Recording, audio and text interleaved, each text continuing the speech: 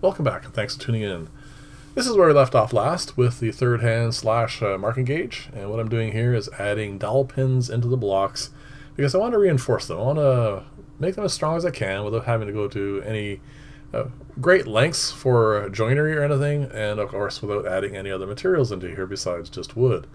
Now the reason for this is I don't really have much in the way of traditional woodworking equipment like jointers and planers and drum sanders and that sort of stuff. What I do have, of course, is a table saw, and more importantly in this particular case is I have a mill.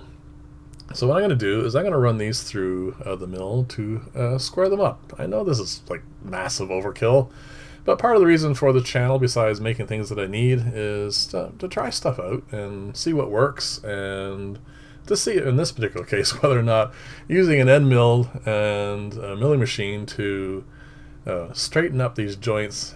I mean, it is overkill, I know that, but it's, like I said, it is what I have, and I wanted to see if it would work, and to what extent, like how square can I make it.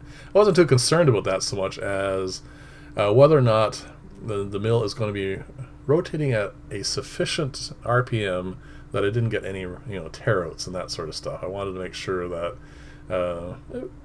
end up with a nice finish on this, and of course squared it up.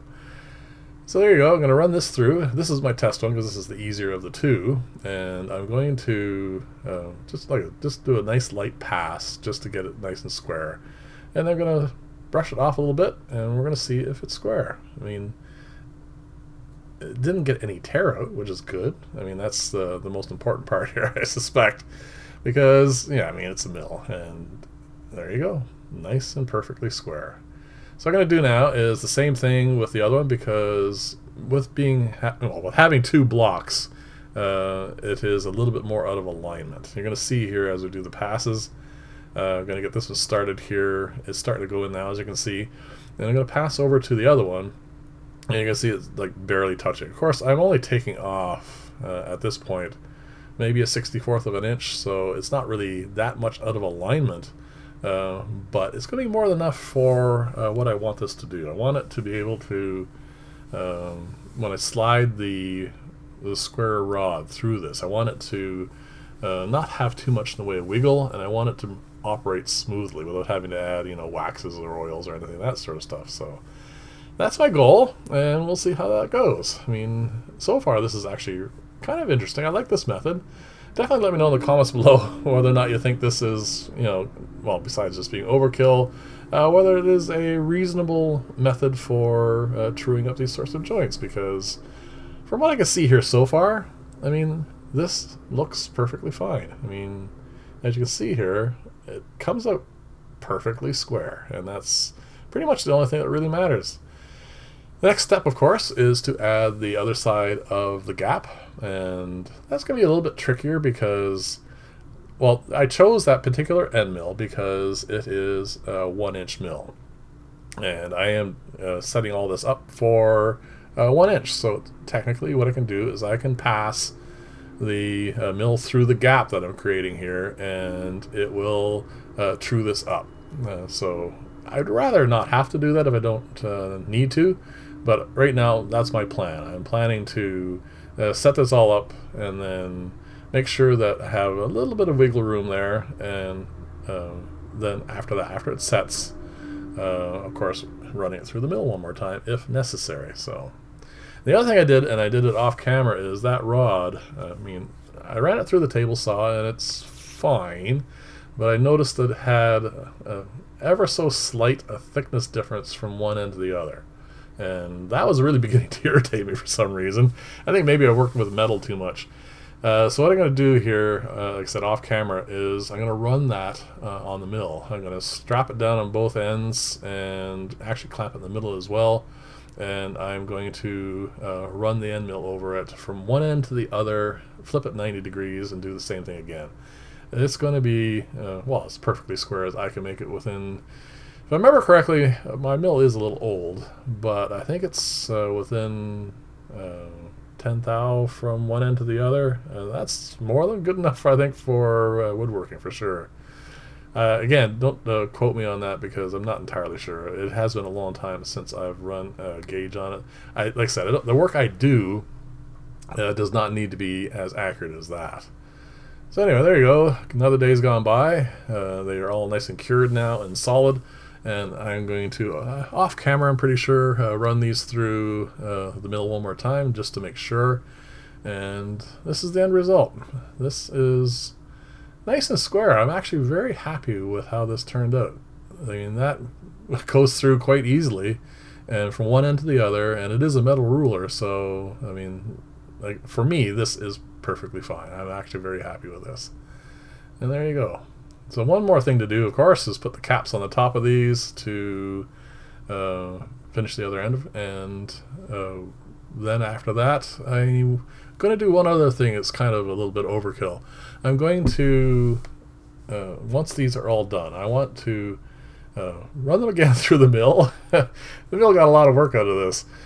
Just to finish up, I want to see how the finish on these looks. As you can see here, at this point I was getting kind of blasé about sanding them beforehand because all that mattered was the joint that's being glued, because I was planning on taking this whole thing here, flattening it out on the mill, and then running it through. I'm going to show you a clip of the difference between one side and the other after this, and I really actually do like doing it that way.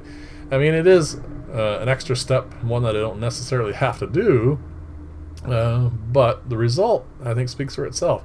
And what I'm going to show you is without sanding. It's just, you can, if you look closely, you'll see the traces for where the end mill passed over the wood. So a little bit of sanding and that'll all go away as well. And I would say I'm very happy with it. And then one more final step after all of that is I'm going to put these together on, like put them in the rod through the middle of them, pair them up together, and then I'm going to, again, one more time, run them through the mill and square them up with each other so when they sit together, they are perfectly square. Again, not necessary. So this is the side. It's, you can see the unfinished. This is just the way it is, and that's after running it through the mill. I mean, you can hardly even see where the wood is joined together, which is really quite impressive. I mean, I'm very happy with that. This is just the saw, and this is through the end mill. I mean, that is quite a difference. You can see the change in grain on that one, but that's about it. So it does make quite a difference. I'm very happy with that, and you can see the hole, of course, is nice and square. Now this is the other one. I'm not going to show you all of this because I'm doing all sides, again, because once I started doing this, I just wanted to keep going. And you can see as this goes through here, it really does make it look a lot nicer. And of course, it makes everything nice and square, like it was all cut out of one piece of wood. If I had taken the time, I probably could have matched up the grains as well, but this is all scrap wood, so I wasn't... the chances of that working out were pretty minimal. There you go. Again, I want to kind of show you the rest of it there, so I am going to do one more pass. I think I'm going to... sorry, here it is here. I've just put them together. And this is just before I run them through the middle the last time. You can see there is a slight bit of difference between how they lined up, because this is raw wood to begin with, and getting it to line up square was not really possible without, like I said, putting them both in at the same time, and I didn't really want to do that. So this is the last step. I'm going to put it in the middle one more time and make them nice and square and true to each other. So there you go. This is after I put the rod itself through the mill, and you can see the slight difference in alignment there. I'm going to pull out that square rod now and just true them. I want to show you one of those. This is exactly the same as the other time.